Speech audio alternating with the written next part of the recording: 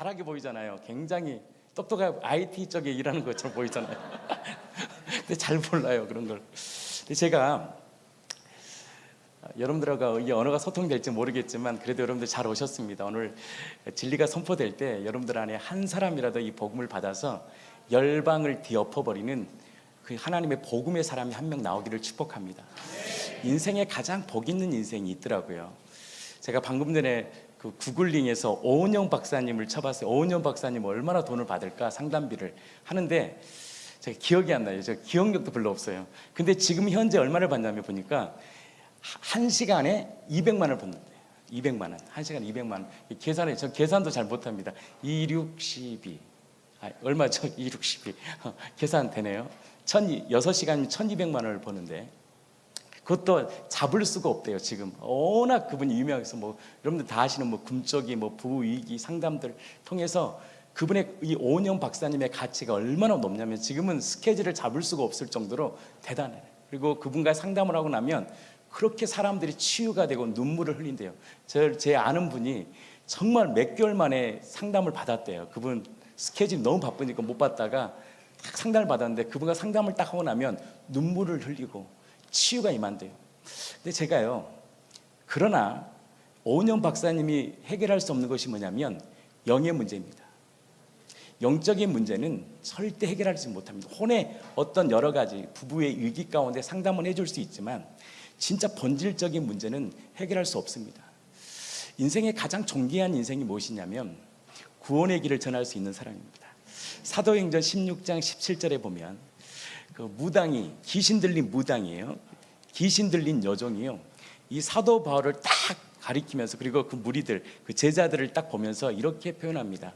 당신은 하나님의 위대한 종입니다. 누가 그랬다고요? 무당이, 점치는 무당이. 왜 당신은 위대한 종이냐, 존귀한 종이냐, 그 무당이 이렇게 얘기한 거예요. 사도 바울, 당신은 구원의 길을 전하는 자이기 때문에 위대한 종이라는 거예요. 여러분들 인생에 존귀한 인생 되고 싶으십니까? 저는 그렇습니다. 제가 목사지만 우리 후배도 이번에 목사님이 되었는데 아마 목사 임직 받을 때가 좋을 것이다. 목사의 길이요, 그게 만만한 길은 아니더라고요. 저도 천지난만했는데 목회를 하면 할수록, 담임 목사를 하면 할수록 내 안에 나의 아픔은 나의 자랑이 돼요. 쉽지가 않아요. 목회를 하면 할수록 쉽지가 않더라고요. 그러니까 진중해지고 고민도 많아지고 그렇게 되어지는 것 같아요. 근데 인생의 가장 큰 것이 무엇이냐? 구원의 길을 전하는 자예요. 제가 짧은 시간이지만 이 구원의 길을 전하는 정말 고민을 많이 했고요. 개척을 산에서부터 시작해서 지금까지 다른 걸 안 했어요. 일체했던 걸 안 하고 도대체 구원의 길이 뭐고, 어떻게 하면 성도들이 변화가 일어나고, 어떤 인위적인 어떤 프로그램, 어떤 야유회 가고 프로그램 돌리고 뭐 하지 않아도 어떻게 그의 한 사람이 굴복이 돼서 그의 인생이 정말 사도 바울처럼 살아갈 수 있을까라는 생각을 제가 15년을 했어요. 그리고 그것을 정리하면서 또 임상을 해보고 또 계속 하면서 어느 정도 시간이 되니까 사람이 10년 정도 하면요, 길이 보이더라고요. 길이. 그래서 10년 정도를 딱 하니까 어떻게 하면 사람이 변하고, 이 마지막 시대 교회가 부흥이 안 된다고 하지만 저는 그것을 동의하지 않습니다. 왜 교회가 부흥이 안 되냐? 부흥의 주체는 성령님이시거든요. 근데 성령님이 가장 좋아하는 것이 있어요. 진리이신 예수를 드러내죠. 그러면 성령께서요, 그 역사 가운데, 오늘 뭐 찬양도 너무 좋지만 우리 찬양 인도하신 분은 제가 오랫동안 뵀지만 갈수록 실력들이 너무너무 좋아지네요. 근데 찬양이 화려하지 않고 화려한 건물이 없을지라도 정말 진리가 진리되면 사람은 변화됩니다. 저는 그것은 지금도 변함이 없습니다. 변화되다 보면 교회가 1명 모이고 2명 모이고 3명 모이다 보면 그들은 강력한 공동체를 만들더라고요. 제가 그 원리를 여러분들과 함께 나눌 텐데, 이 시간을 통하여 우리 청년들이 진짜 저는 그래요. 한 사람이라도 거기에 반응함을 통하여 시대를 뛰어넘는 열방 가운데 그리스도의 복음을 증거할 수 있는 복의 사람이 되기를 축복합니다. 진짜 구원의 길을 전할 수 있는 인생. 그래서 제가 인간의 본질의 4가지를 몇 년 전에 고민하다가 이 4가지를 정리하게 된 거예요. 저는 고민된 게 있었습니다. 신앙생활 하면서 제가 청소년 집회도 오랫동안 하고 했는데 도대체 우리가 믿는 진리가 무엇인가? 믿음이 무엇인가? 도대체 죄는 무엇인가? 어떻게 하면 능력 있는 삶을 살아갈 수 있을까? 기도를 많이 하면, 또 말씀을 많이 보면, 아니면 예배를 많이 드리면 이 문제가 해결될까?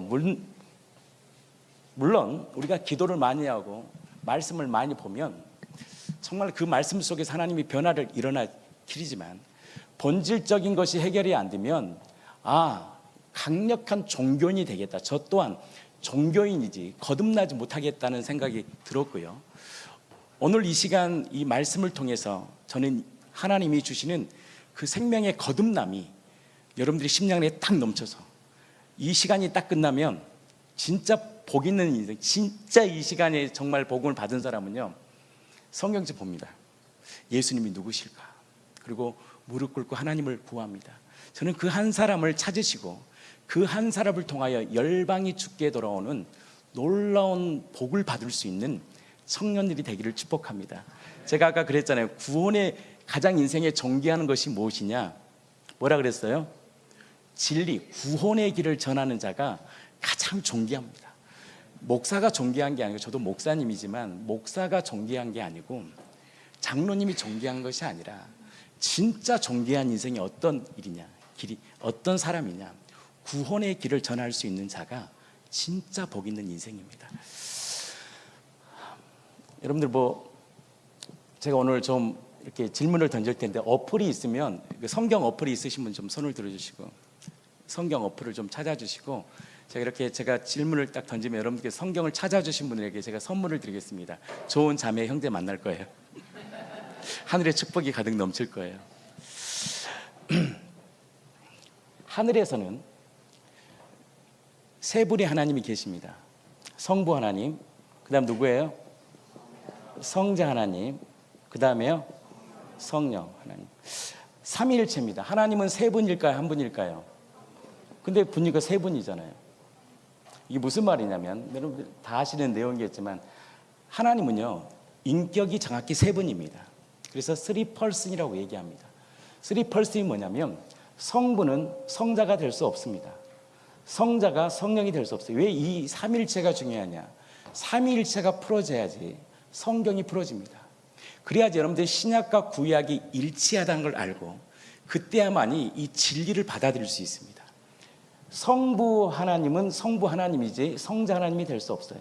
그러면 성자 하나님은 성부가 될 수 없어요. 성령은 성령 하나님이야. 3person이야.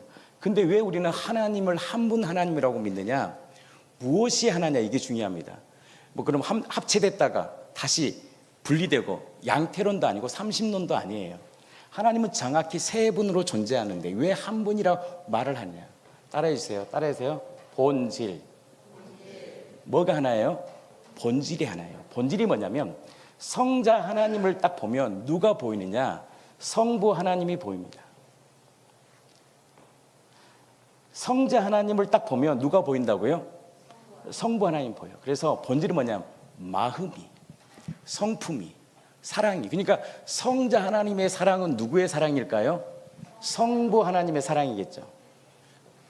그리고 성자 하나님의 그 마음과 사랑은 또 누구의 하나님의 사랑이에요?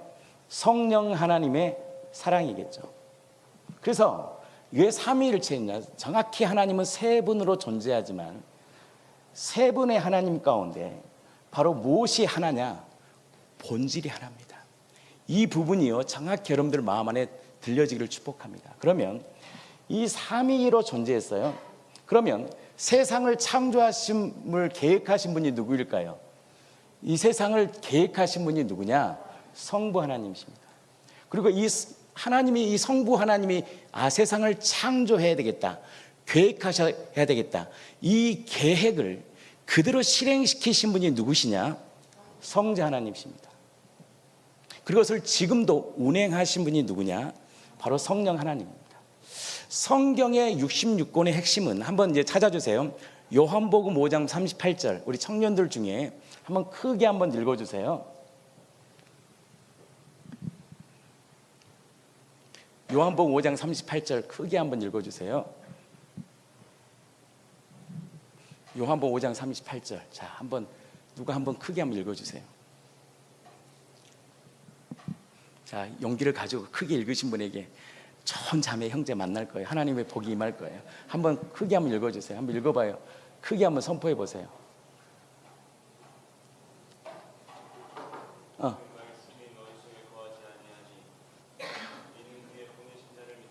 말씀이 우리 안에서 역사하지 않은 이유가 있어요. 말씀은 능력입니다.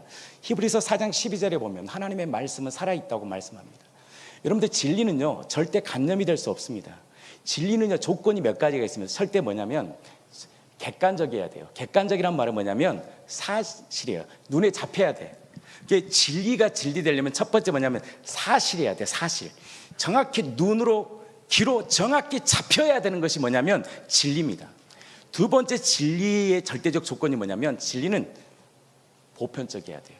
인종, 문화, 차별, 인종, 문화 무슨 1000년, 2000년, 3000년 지났어도 이 진리에 대해서 어떤 나라이든 미국이든 중국이든 어떤 문화에서도 이 진리 앞에서는 모두가 굴복해야 돼요.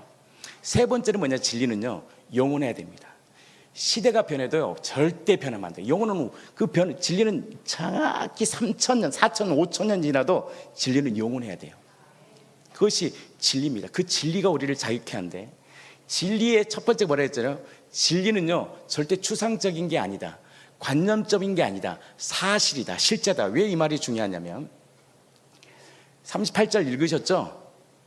38절 읽으셨죠? 진리가 너희 안에 정말 하나님의 말씀이 거하지 못하는 것은 뭐냐면 뭐라 그랬어요? 보내신 자를 믿지 않는 것. 보내신 자를 믿지 않기 때문에 여러분들의 인생에 아무리 신앙생활을 그렇게 하고 찬양과 말씀 수련회에 딱 가보니까 3일 한 5일 되면 사람이 다시 바뀌더라고. 저부터가. 제 안에서도 그때 그렇게 집회를 했어도, 그렇게 은혜를 충만하게 4시, 3시까지 막 은혜를 받았어도 내 안에 진리가 명확하게 내 안에 들어오지 않으니까 모호한 인생을 살게 되더라고요. 그 다음에 39절 말씀 한번 읽어보겠습니다. 크게 한번 읽어주세요.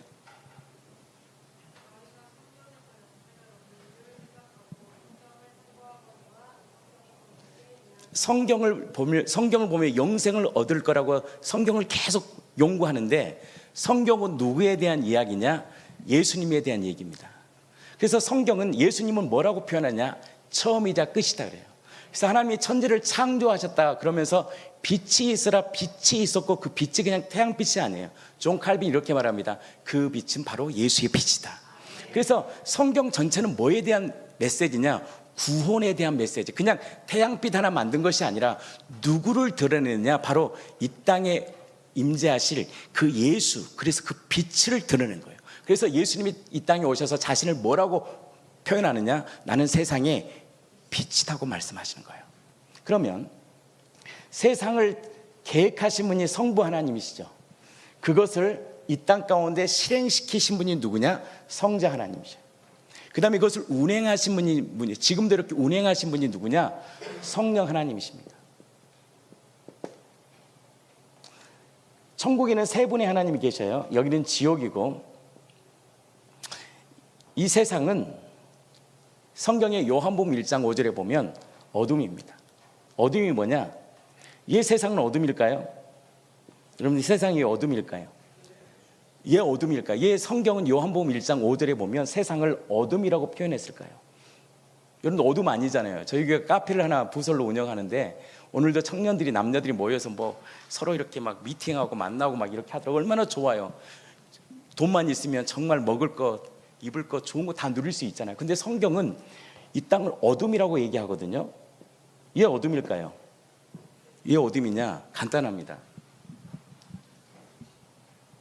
뭐예요? 보지를 못해.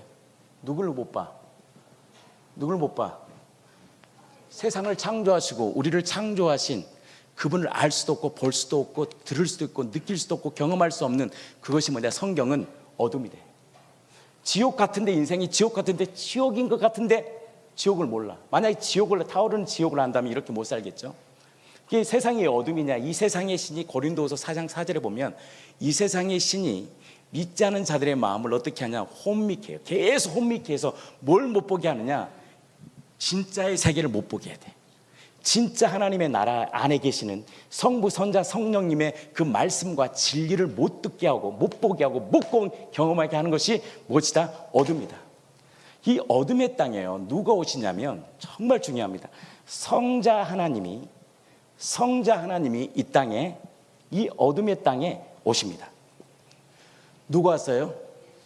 바로 예수입니다. 예수님이 이 땅에 누가 왔다고요? 성자 하나님이. 이것을 성령을 받은 요한이요, 요한복음 1장 1절에 이렇게 표현합니다. 태초에 말씀이 계시니라. 이 말씀이 하나님과 함께 계셨으니, 여기서 하나님은 누굴까요? 성부 하나님이시겠죠? 성령 하나님이시겠죠? 그 하나님이 함께 계셨으니 이 말씀은 곧 뭐다? 하나님이시다. 그러면 예수는 곧 누구냐? 예수의 정체성은 누구냐? 말씀이에요. 말씀이 이 땅에 뭘로 오시냐? 육체로 오신 거예요. 근데 그분은 누구시다? 하나님이시다. 인간의 본질의 첫 번째 질문이 있습니다. 얘 예수를 믿느냐예요. 여러분들 예수를 왜 믿습니까? 제가 이거 수만 번 사람들에게 질문을 했거든요. 많은 사람이 천국 가야 되기 때문에, 복을 받아야 되기 때문에. 근데요, 만약에 초대교회 제자들 사도 베드로에게 이 자리에 딱 오셔서 어떻게 당신은 예수님을 왜 믿습니까? 사도님, 당신은 어떻게 예수님을 믿습니까? 요한에게 딱 말하면 요한이 뭐라고 말씀한지 아세요? 오늘 요한복음 1장 1절입니다. 예수님은 하나님이셔. 인간의 알아야 될, 성령을 통해서 우리가 알아야 될 것이 뭐냐면, 여러분들이 지금 찬양하고 예배하신 분이 예배드리고 우리가 외치는 그 예수님이 누구시냐? 예수님은 말씀이신 하나님이세요. 이게요, 신앙의 출발입니다. 그래서 우리가 알아야 될 본질적 질문입니다. 첫 번째, 예수를 왜 믿느냐? 예수는 무엇이다? 하나님이시다. 그 2절 한번 좀 이렇게 한번, 그가 태초에 하나님과 어떻게 했다? 함께 계셨다. 그분이 누구다? 성자 하나님이시고, 성자 하나님은 곧 누구시다? 말씀인데, 말씀은 곧 누구다? 바로 세상을 창조하신 바로 창조주예요. 그러면 한번 물어봅시다. 아담이 죄를 지었죠. 이거 되게 중요한 말이에요. 제가 중국에서 강의를 계속하고 있는데요, 제가 중국 지도자들에게 이 말씀을 해줬어요. 아담을 찾아갔어요. 아담이 죄를 지었죠. 선악과를 따먹었죠. 딱 죄를 지었어요. 그러면 아담을 찾아가신 분이 누굴까요? 제가 맞히신 분은 아마 좋은 남자 여자 만날 거예요. 아담아, 내가 어디 있느냐? 아담을 찾아가신 분이 누굴까요? 아담에게 가죽 옷을 입혀주신 분이 누굴까요? 성자 하나님이신 예수예요. 내가 그랬죠, 진리는 실제성이라고. 모호했던 영이신 하나님이 실제 이 땅에 딱 오셔서 예수란 이름 가운데 보고 듣고 만져. 그래서 요한 1장에 보면 그분이 예수님을 딱 보니까 그 하나님을 딱 보면서 그 하나님을 우리는 보고 듣고 만졌다는 거예요. 이게 진리의 절대적 조건이에요. 진리는 반드시 사실해야 되고 보고 듣고 만져야 돼. 그래서 영이신 하나님, 죄로 단절돼 가지고 하나님이 어떤 분이시고 하나님 우리를 향한 부르심과 소망을 모르고 평생을 메어 이 땅 가운데 종노릇하며 무엇을 먹을까 입을까 먹을까 늘 살아가는, SNS를 보면 남들만 다 행복할 것 같아. 나는 괴로운 인생을 사는데 착각하지 마세요. 다 괴로워. 인생 자체는 참된 주인을 모르면 보이기만 보여도 행복한 것처럼 보이지만 진짜 우리를 창조하신 주인을 못 만나면 우리 인생은 불행해요. 그래서 히브리서 2장 14절에 보면 평생을 메어 우리가 어떤 자냐? 평생을 메어 종로로 찬다다. 그래서 이 성자 하나님이 이 아담을 그럼 누가 창조했다 그랬어요? 하나님이 아담을 창조했죠. 그 아담을 실제로 창조하신 분이 누구냐? 성부 하나님이 계획하시고 아담을 실체화시킨 분이 누구냐? 말씀이신 예수예요. 예수님이 아담을 창조하신 거예요. 그분은 누구다?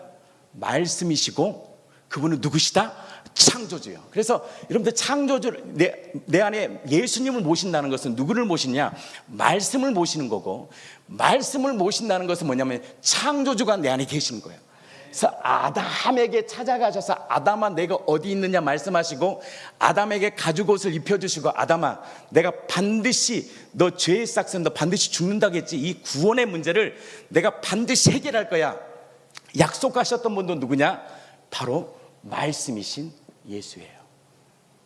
여러분 별로 놀라지가 않네. 진짜 이게 중요한 말인데, 그 모현했던, 그 막연했던 추상적이었던 하나님의 영이신 그분이 실제로 이 땅에 사람으로 오셔서 내가 진짜 하나님이시며 너를 지으시면서 보기 좋았다라고 말씀하신, 창조주라고 말씀하신 그 예수의 정체성, 아이덴티티가 뭐냐? 말씀이시고 그분은 창조주라는 거예요. 그래서 아담을 찾아가신 분이 누구라고요? 아담이 벗었으므로 두려워 숨어버리잖아요. 아담을 찾아가신 분이 누구예요? 예수님이에요. 여러분들 구약에 여호와라 그러잖아요. 다른 번역은 주님이라 그래, 주. 그래서 성경의 예언에 보면 주의 이름으로 오시는 자가 우리를 구원한다고 말해요. 그 주의 이름으로 오시는 분이 누구느냐? 바로 예수예요. 그래서 사도 베드로가 성령을 받고 이렇게 선포합니다. 누구든지 주의 이름을 부르는 자는 구원을 얻으리라. 그래서 그 주의 이름이 누구냐? 예수예요. 그 예수를 소유하죠. 그러면 여러분들의 인생이 바뀝니다. 이것이 바로 구원의 길이에요. 이 구원의 길은요, 언어가 좀 어눌해도 돼. 이것은 좀 언어가 좀 이렇게 청년 언어를 안 써도 돼. 하지만 이 구원의 길을 정확히 전하면 누가 역사하느냐? 성령께서 역사하겠구나. 저는 여러분들에게 구원의 길을 전하고 싶습니다. 아멘이시죠? 자, 그러면 누가 이 땅에 오셨다는 거예요? 성자 하나님이 이 땅에 뭘로 오셨어요? 실제성, 사람으로 오신 거예요. 뭘로 오셨다? 근데 이 사람으로 오신 것도 그냥 온 게 아니에요. 뭐대로 오셨느냐? 되게 중요합니다. 따라하세요. 성경대로. 내가 그랬잖아요. 진리는요, 반드시 보여주고 들려주고 이렇게 잡아내야 된다고. 그래서 모호하게 느낌도 감정도 아닌 정확히 예수님은 뭐대로 오셔야 되느냐? 따라하세요. 성경대로. 두 번째 뭐대로 와야 되냐? 율법대로 오셔야 됩니다. 법대로 오셔야 돼요. 그 다음에 약속대로 오셔야 돼요. 그래서 성경은 철저히 뭐대로 이 땅에 그냥 창조주가 그냥 자기 생각대로 느낌대로 온 게 아니라 철저히 율법의 말씀들을 그대로 이루시면서 이 땅에 오십니다.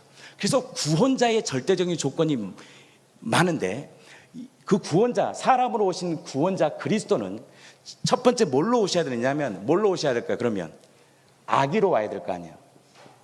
왜 아기로 올까요? 왜 아기로 와야 돼요? 왜? 아니, 여러분들 그냥 성경대로 하면 돼. 뭐대로? 왜 그러냐? 이사야 9장 6절에 보면 한 아기가 우리에게 낳는데 한 아들을 우리에게 주신다고 말씀하셔요. 그래서 700년 전에 이사야가 예언했던 것이 뭐냐면 바로 예수님이 구원자가 이 땅에 오실 텐데, 그 구원자는 어떤 모양으로 와야 되느냐? 아기의 모양으로 와야 돼요. 그래서 예수님이 뭐대로 이 땅에 오셨냐? 아기의 모양으로 성경대로 이 땅에 오신 거예요. 그래서 저는 우리 교회를 이렇게 하면서 다른 걸 가르친 게 아니라 성경을 가르쳐 주는 거예요. 예수님은 왜? 진리는 모호하면 안 돼. 진리는 확 잡혀야 돼. 그 확 잡힐 때 진리 안에서 누가 역사하느냐? 성령이 역사한다는 걸 알게 되었어요. 자, 그러면 예수님이 십자가에 달려 돌아가셨죠. 왜요? 우리의 죄 때문에. 그것도요, 맞는데요, 왜 십자가에 돌아가셔야 되느냐? 뭐 때문에 그럴까요? 율법의 요구를 이루어야 돼요. 신명기 21장에 보면 마땅히 죽을 죄는 뭘 달려야 되느냐? 나무에 달려야 돼. 이 말씀을 이루시려고요. 그러면 이 말씀을 누가 선포했어요? 신명기는 누가 썼어요? 기록했어요? 모세가 기록했죠. 그럼 모세에게 말씀하신 분이 누굴까요? 이 말씀하신 분이 누굴 거야? 성부 하나님을 통하여 누가 이 말씀을 했겠어요? 왜? 성경은 뭐든지 하나로 가니까 알파와 오메가야. 그럼 누구예요? 여러분들 안에, 여러분들이 찬양하고 예배하는 그 예수님이 말씀하신 거예요. 근데 예수님은 누구다? 말씀이시고 창조주가 모세를 통하여 이렇게 말하는 거예요. 마땅히 죽을 죄잖아. 선과 악, 선악과를 따먹는 것은 마땅히 죽을 죄. 왜? 선과 악의 기준은 네가 아니거든. 왜 여러분들이 고통을 받느냐? 선과 악의 기준이 내가 되니까 고통받는 거예요. 보는 대로 반응하고 느끼는 대로 결정해버리고, 이게 청년들 아닙니까? 보는 대로 내가 감정이 좀 싫어 그러면 싫은 거야. 우리는 보는 대로 사는 인생이 아니거든. 하나님의 말씀이 나를 통치하고 주관하는 인생에 대하는데 선악과를 딱 따먹어버리니까 누가 주인 되는 거예요? 창조주가 우리의 주인 되어서 우리의 인생을 다스리고 정복했는데 어느 순간 내가 딱 철저히 어둠되니까 진짜 우리를 창조하시고 우리를 지으시고 보기 좋았다는 그 하나님을 알아보지 못하고 철저히 어둠 가운데 살다 보니까, 철저히 나만 붙들고 살다 보니까 그 죄는 뭐예요? 결국 사망이라는 거예요. 죽는다는 거예요. 그래서 이 신명기 모세를 통하여 말씀하신 분이 누구라고요? 예수님이에요. 여러분들 이러면 정말 감동적인 건데 정말 놀랍지 않아요? 저는요 늘 들어도 놀라워요. 모세에게 마땅히 죽을 때는 나무에 달려 돌아가야 돼, 마땅히 나무에 달려야 돼 라고 모세를 통하여 기록된 이 말씀을 모세에게 말씀하신 분이 누구냐? 이 땅에 우리가 외치는 예수라는 거예요. 그 예수라는 분이 자신이 모세를 통하여 예언자들을, 선지자를 통하여 예언케 하시고 그 말씀을 이 땅에 실제화시킨 분이 누구냐? 바로 예수예요. 그래서 구원은요 우리의 어떤 공로가 하나도 없어요. 바로 성자 하나님이신 그분이 구원을 계획하시고 구원을 이루시고 구원을 예언하시고 그것을 이루신 분이 누구냐? 예수고, 예수가 완전히 구원을 이루어버린 거예요. 그래서 예수님은 알파와 오메가가 돼요. 처음과 끝이에요. 그래서 성경을 통해서 누구를 만나느냐? 예수를 만나는 거예요. 예를 들어서 제가 출애굽기 21장의 말씀이 있어요. 여러분들 성경 재밌어요, 안 재밌어요? 재밌죠? 제가 옛날 집회를 했는데요 밤샜습니다. 7시 시작했는데 밤을 새버렸어요. 6시. 제가 그때 강도사였어요. 왜냐? 예수님의 얘기는요 재밌는 겁니다. 그냥 예수님의 얘기는요 율법 지켜라 안 지켜라 이 말이 아니에요. 우리는 율법을 지킬 수가 없어. 근데 그 율법을 완전히 이루신 분이 이 땅에 오신 거예요. 그래요 그 은혜를 받은 자가요 굴복하고 헌신하게 되는 거예요. 출애굽기 21장에 보면 깃들린 종에 대한 말이 나와요. 여러분들이 교회 와서 헌신하고 정말 순종하며 지금 이렇게 하나님 믿었습니까? 하나님 나를 찾아온 것 같아요. 모태신앙은요 아버지 때문에, 엄마, 저는 아이들은 모태신앙이잖아요. 어릴 때도 뼛속부터 모태잖아요. 그런 생각 못하면 내가 언제 믿고 싶어서 믿어? 아니 하나님이 나를 부르셔? 아니지, 내가 믿은 거지. 그분은요 정확히 몰라요 신앙을. 하나님이 우리를 부르신 겁니다. 그 부르심 앞에 반응한 거예요. 그 말씀이 깃들린 종의 비유인데, 이 깃들린 종이 무슨 비유냐면, 유대인의 법에는 뭐가 있냐면 이스라엘 민족이 노예가 되면 7년 동안 노예로 살 수 있어요. 그러나 6년 동안 노예로 살다가 7년째가 되면요 노예에서 자유케 해줍니다. 그럼 여러분들은 노예가 되고 싶어요? 종이 되고 싶어요? 자유인이 되고 싶어요? 자유인이 되고 싶죠. 사람의 심리는 다 자유인이 되고 싶단 말이에요. 근데 이 종이요 6년을 딱 지켜봐. 이렇게 딱 집에 오늘 이렇게 다 보다가 한 사람을 딱 찍습니다. 저 종을 내가 사야 되겠다. 그래서 어떻게 하냐면 가장 자기가 사랑하는 딸을 그 종에게 딱 줘버립니다. 그때 이 종이요 주인의 마음을 알게 돼요. 와, 저 종이 나를 사랑해, 저 주인이 나를 사랑해서 자신의 진짜 애동 딸을 나에게 주었구나. 그러면서 그것을 딱 알 때 종이요 재판장 앞에서요 자신의 길을 뚫어버립니다. 그러면서 이렇게 표현합니다. 나는 깃들린 종입니다. 딱 해요. 그러면 주인이 선택했어요? 종이 선택했어요? 주인이 선택했죠. 이게 복음의 능력입니다. 우리가 예수님을 믿은 것 같은데 그렇잖아요. 당신의 사랑하는 성부 하나님 독생자 예수를 이 땅에 보내주셨잖아요. 그분이 율법대로, 법대로, 언약대로 채찍에 맞으셨잖아요. 우리의 율법을 이루시려고 수염 뽑히시고 여러분 아시는 피를 쏟으시면서 우리를 향한 자기의 사랑을 보여주셨잖아요. 그 복음을 아는 자, 그 십자가의 피의 은혜를 아는 자는 자발적으로 이렇게 표현합니다. 나는 주님 것입니다. 주인 것입니다. 그러면서 재판장 앞에서 딱 길을 딱 뚫어버립니다. 딱 길을 뚫는 순간 이 종은 이제 누구 것이냐? 주인 것이 되죠. 그때부터 이 주인이 이 깃들린 종에게는 3가지 복을 주습니다. 첫 번째 복이 뭐냐? 아침에 이제 주인과 만나면 종은요 아침에 같이 밥을 못 먹어요. 주인과 다 아침밥상에 그 종을 초대합니다. 그래서 아침밥을 먹으면서 자기가 어떻게 이렇게 복을 받았는지 자신의 영업 비밀을 그 종에게 다 말해줍니다. 무슨 말이냐? 기가 뚫을 때만이 하나님의 비밀과 하나님의 경륜과 하나님의 섭리를 알게 합니다. 그리고 이 종에게 뭘 주냐? 곡간키를 줘요. 곡간키는요, 아무나 가질 수가 없어. 키를 딱 주면서 종아, 이제 너가 이거 책임져라. 그러면서 모든 것을 딱 줘버립니다. 진짜 십자가라는 이 피의 은혜를 진짜 알잖아요. 복음을 듣고 어느 순간 성령을 통해 아는 사람은요, 자신이 내 것이 아니라 주님의 것이라는 것을 딱 인정합니다. 그리고 자신의 길을 딱 뚫어요. 그러면 하나님께서 그에게 뭘 주느냐? 생명의 키를 딱 줍니다. 생명을 전할 수 있는 키를 줘요. 능력을 줘요. 아멘이시죠? 세 번째 복을 줍니다. 그게 임마누엘입니다. 하나님이 그 종을요, 끝까지 책임주십니다. 그것이 뭐냐면 바로 출애굽기 21장에 깃들린 종의 비유입니다. 그래서 성경 전체는 뭐에 대한 얘기냐? 예수님이 인간에게 베푸신 구원을 성경 속에 딱 숨어놓고, 목회자와 거듭난 물과 성령을 거듭난 자를 통해 그 성경 속에서 이 성경은 단지 율법이 아니야, 예수야. 그 예수님이 우리를 얼마나 사랑한지를 아니, 그 말씀을 딱 끄집어낼 때 성도들이요, 그 말씀 앞에 굴복해요. 그렇게 하나님이 나를 사랑하셨어? 그 하나님이 정말 나의 주인이셔? 그것이 성령을 통하여 내가 인정되고 고백하는 그 인생 가운데 성령이 그 인생을 딱 찾아가셔서 그의 인생과 삶을 뭘로 끌게 하느냐? 나로 도저히 살 수 없는 하나님의 종으로 살 수 있는 복을 주신다는 거예요. 그러면 그 종은 무엇 때문에? 자기가 자발적으로 된 게 아니에요.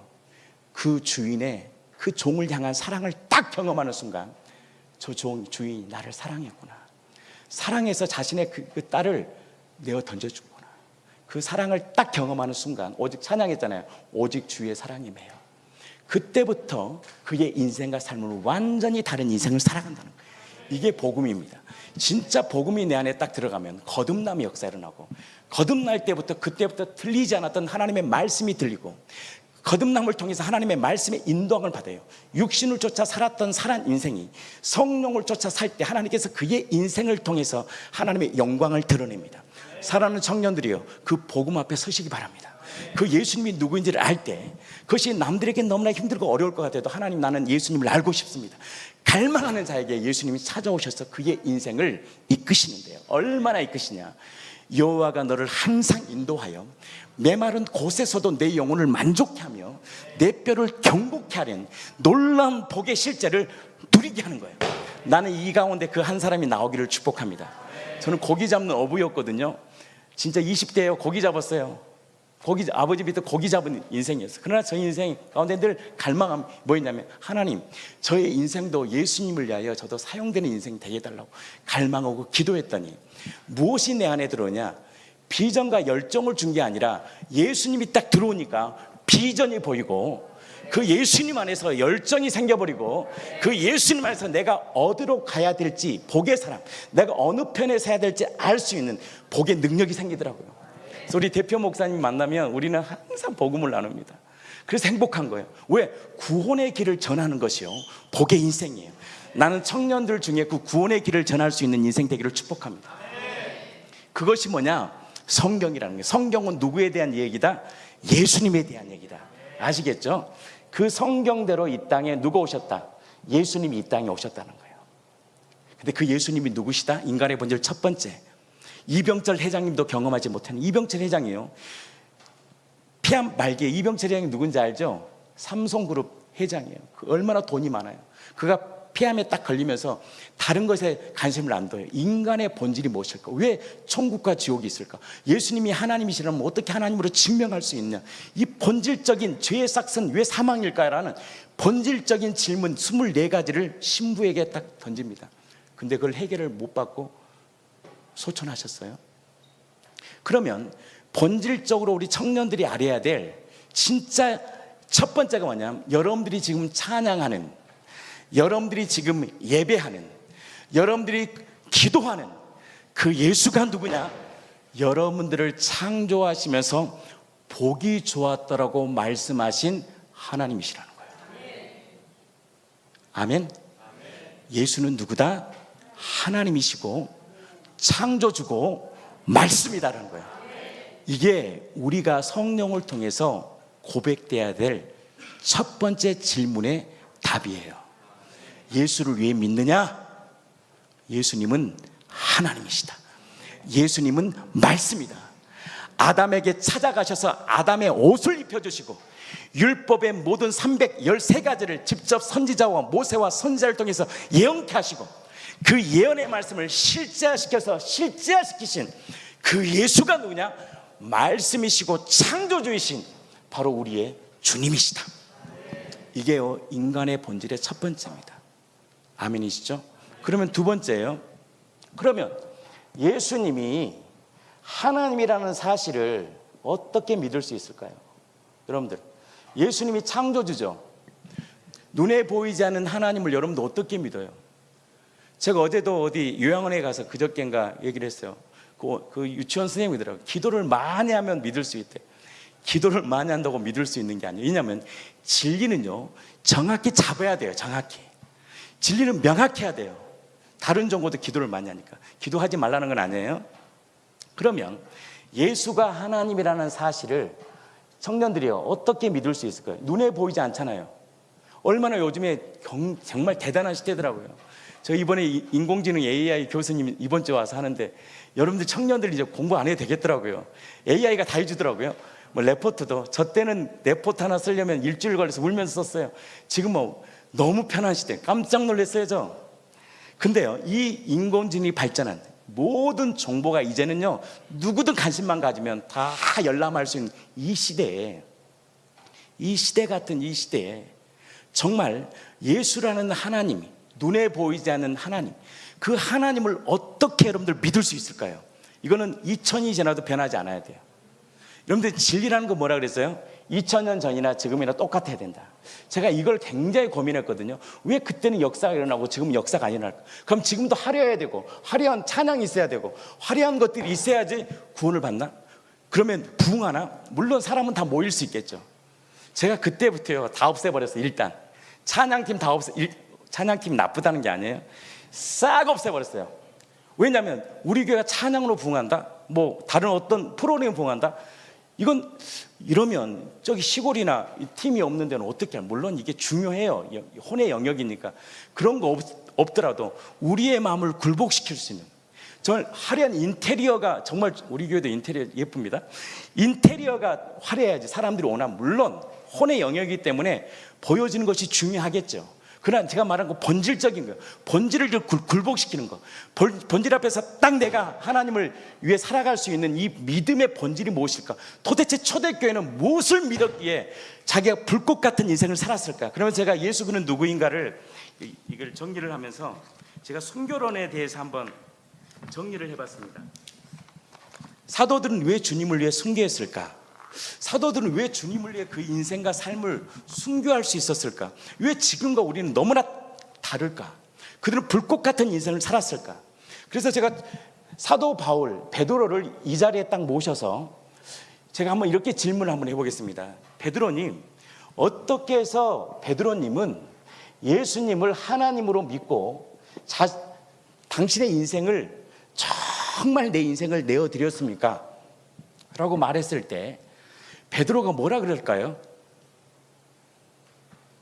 여러분들, 베드로가 뭐라 그럴까요? 성령을 받아라 그러겠죠. 성령도 여러분들 모호한 거거든요. 성경 갈라디아 3장 14절 보면 너희가 성령을 받는 것이 믿음이냐 율법이냐 그래요. 그럼 믿음을 통해서 성령을 받는 건데, 그럼 어떤 믿음을 통하여 우리가 성령님이 내 인생을 강타시킬까? 도대체 어떤 믿음이올까? 라고 베드로에게 딱 말한다면 베드로가 뭐라고 말한지 아세요? 이건 제 말이 아닙니다. 베드로님이에요. 뭐라고 말할까요? 눈에 보이지 않는 하나님. 하나님 보셨어요? 자매님, 하나님 보셨어요? 보셨어요? 안 보셨어요? 못 봤잖아요. 하나님이 눈에 보입니까? 눈에 보이지 않는 하나님을 어떻게 믿냐고. 그게 제가 얘기했잖아요. 눈에 보이지 않는 하나님이 이 땅에 뭘로 왔다고요? 얘기했잖아요. 사람으로 왔다고. 실제성, 진리는 실제적이어야 되니까 사람으로 오셔서 뭐대로, 예언대로, 성경대로 모든 율법을 이루셨다고. 근데 그 말씀을 어떻게 우리가 믿을 수 있냐는 거예요. 제가 그랬잖아요. 진리의 조건 두 번째 뭐냐? 첫 번째 뭐라 그랬어요? 사실이어야 돼요. 사실. 그러면 베드로가, 제가 반복을 계속하지만 어떻게 눈에 보이지 않는 그 하나님을 창조주로, 여러분들 우리가 그냥 요한복음 1장 1절을 읽으니까 와 말씀이구나 그러지만 이건요 인생에요 있을 수 없는 사건이에요. 선악과 사건을 딱 따먹고 나서 선악과를 딱 따먹고 나서 인간이 저주가 뭐냐, 하나님을 알 수도 없고 볼 수도 없고 느낄 수도 없는 게 인간의 저주인데, 이 저주를 푸시고 제자들을 통하여 그 말씀을 통하여 예수님이 말씀이고 세상을 지으신 분이야 그러잖아요. 요한복음 1장 3절에 세상을 지으신 분이 바로 말씀이야. 그 말씀이 이 땅에 나와 함께 우리가 함께 하셨던 그분이 예수야 라고 말했던 그 예수가 어떻게 하나님이 되고 창조주가 됐는지를 모든 민족들, 제가 진리의 두 번째 조건이 뭐라 그랬어요? 보편적. 모든 민족들이 다 그것을 들었을 때 수긍할 수 있는 객관적 사실이 뭘까요? 베드로가 이렇게 말할 겁니다. 나는 보았다. 뭘 보았나? 제가 여기에 정말 제가 목회를 하면서 무릎을 탁 쳤어요. 아, 이것이 내가 가려졌구나. 내가 이걸 딱 드러내지 못하니까 뭐 했구나. 뭐냐? 사도들이 왜 순교할 수 있느냐? 첫 번째, 그들이 3년 동안요 예수님을 따랐습니다. 기적 다 봤어요. 근데요 예수님이 십자가에 딱 죽을 때 다 떠나버립니다. 근데 언제 그들이 불꽃 같은 인생을 살았냐? 그건 성령 받고요. 그 성령을 받는 이 믿음이 뭘까? 그들이 믿음이 뭐냐? 뭘 못 보겠느냐? 그들이 뭘 사실로 딱 보게 되느냐? 죽었던 예수가 살아났다는 거야. 이것은 2000년이 지나도 변하지 않는 진리고, 이 진리가 2000년이 지나도 선포될 때 성령이 기뻐한다는 거예요. 제가 그랬잖아요. 성령 사역은 진리 사역이고, 진리 사역은 성령은 진리를 드러낼 때 기뻐하는데, 변하지 않는 절대적인 진리가 뭐냐? 푸른 마르고 꽃은 시들어 변하지 않는 진리가 뭐냐? 예수가 이 땅에 사람으로 오셔서 율법대로 성경대로 십자가에 죽으시고 그가 율법대로 다시 3일 만에 부활하셨다. 이 사망의 권세를 깨부셨다. 뭘 이룬 거예요? 창세기 3장 15절에 보면 여자의 후손이 뱀의 머리를 짓밟는다는 거예요. 뭐냐면 완전히 박살내는 거예요. 뱀이 잡고 있는 게 뭐냐? 마귀가 잡고 있는 게 죽음이거든. 이 죽음의 문제를 창세기 3장 15절 아담에게 말씀하신 분이 누구라고요? 여러분들 무조건 예수님이야. 아담에게 찾아가셔서 내가 반드시 너에게 약속하마, 내가 반드시 너에게 언약하마, 내가 이 죽음, 죄의 삭춘 죽음이라고 내가 선포했잖아요. 이 죽음의 문제를 반드시 내가 해결할 거야. 이 창세기 3장 15절의 말씀, 여자의 후손이 뱀의 머리를 박살내버릴 거야. 그게 뭐냐? 죽음의 문제를 해결해버리겠다는 거야. 이건요 인간이 할 수 없어요. 이게 보편적인, 이것을 모든 민족들이 그 말을 들었을 때 이거는 인간이 할 수 없는 일이지 어떻게 그럴 수 있어? 그게 정상이에요. 이거는 부활은요 인간의 개념이 아니에요. 이거는 하늘의 땅의 개념이 아니에요. 그래서 믿을 수가 없어요. 이건 성령의 역사예요. 근데 어떤 자가 갈망하냐, 어떤 자가 믿냐 딱 보니까 갈망하는 자더라고요. 저는 구원에 갈망했거든요. 막 목회에 성공하려고 그런 거 본 적이 없어요. 저는 간판 몇 년 만에 달았어요. 관심이 별로 없었어요. 성도들이 왜 변하지 안 되지? 왜 2000년이 있는데 왜 복음의 역사는 지금도 일어나지 않아요? 나부터가 이렇게 명확하지 않지 했는데, 나의 이 명확한 어둠으로 딱 붙잡힌 나의 마음을 클리어하게 했던 사건이 뭐냐면 진리 사실. 그 사실이 뭐냐? 성경대로 예수님이 부활하셨다는 거야. 그 부활하심을 딱 목격하잖아요. 이건 뭐예요? 진리잖아요. 사실이잖아요. 자신들 안에 뭐가 내주었냐? 성령님이 이 사실을 강타해 준 거예요. 성령은요 진리를 강타해 줘요. 그래서 이 시간에 제가 막 사실을 선포하잖아요. 예수님이 부활하셨고 예수의 피의 사랑을 선포하면 누가 가장 좋아하느냐? 진리신 성령님이. 맞아, 내가 그토록 듣고 싶은 진리야. 그 진리만 영혼들이 살아나. 그때 성령께서 역사하시는 거예요. 거기에는요 프로그램 필요 없고요, 조명 필요도 없어. 초가집에 했어도 진리에 목마른 사람은요 거기에 반응할 수밖에 없는 거예요. 그게 안 되니까 계속 다른 것이 들어오는 거예요. 우리는 뭐가 안 돼서 절대 그렇지 않습니다. 진리에 목마른 자, 조건이 뭐냐? 진리에 목마른 자는요 인테리어 안 보더라고요. 우리 교회도 보니까 진리에 목마른 사람 그런 거 보지도 않아. 프로그램 안 봐. 우리 교회 뭐 어떤 프로그램이냐 안 봐요. 뭘 듣고 싶으냐? 진리이신 예수를 듣고 싶다는 거예요. 목사님을 통해서 진리이신 예수를 드러내라는 거예요. 그 진리가 진리되게 하는 그 우리의 어둠 가운데, 이 어둠 가운데 어둠을 딱 갖춰내는 것이 뭐냐면 사실인데, 그 사실이 뭐냐? 예수님의 부활이에요. 이 부활이 딱 내 안에 인지가 딱 되니까 뭐가 딱 인지되느냐? 눈에 보이지 않은 하나님이 진짜 사람으로 이 땅에 오셨다라는 그 사실이 내 마음에 탁 믿어지더라고. 그러면서 성경이요 다 열리더라고. 이야, 이 성자 하나님이 바로 부활하심을 통하여 바로 우리를 창조하신 창조주가 내 안에 오셨구나.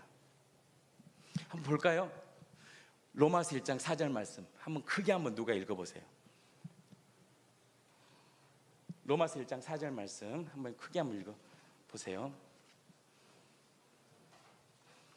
누가 한번 좀 자신감 있게 좀 읽어주세요.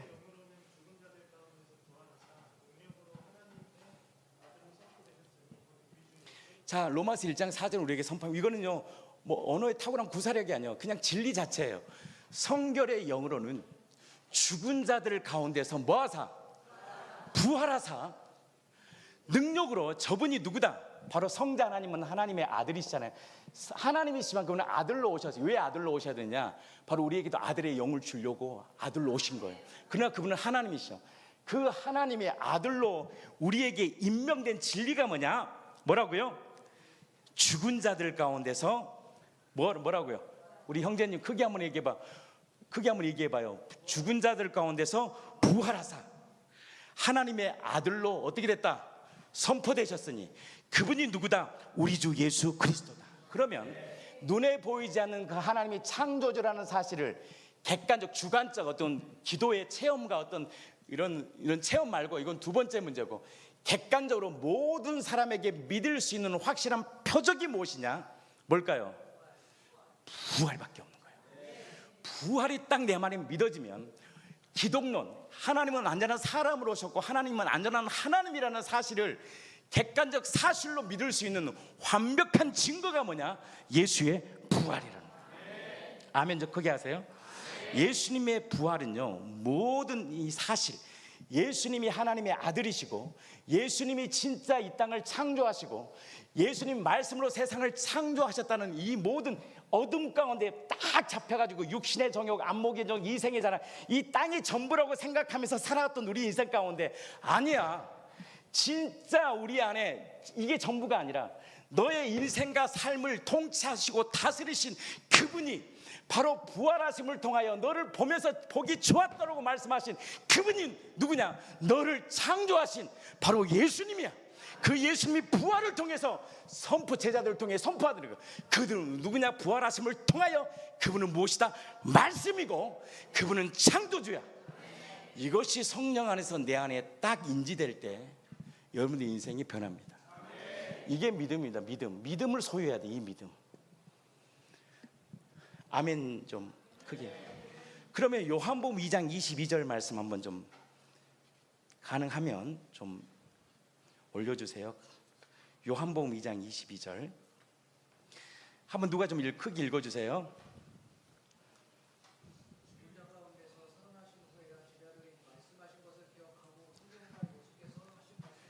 뭐라 그래요? 죽은 자 가운데서 살아나심을 후에야 성경과 예수께서 하신 말씀이 진리구나. 왜냐? 예수님이 왜 죽었어요? 신성모독죄로 죽었거든. 내가 하나님의 아들이야. 내가 하나님이야. 내가 구원자야. 네가 어떻게 하나님이냐?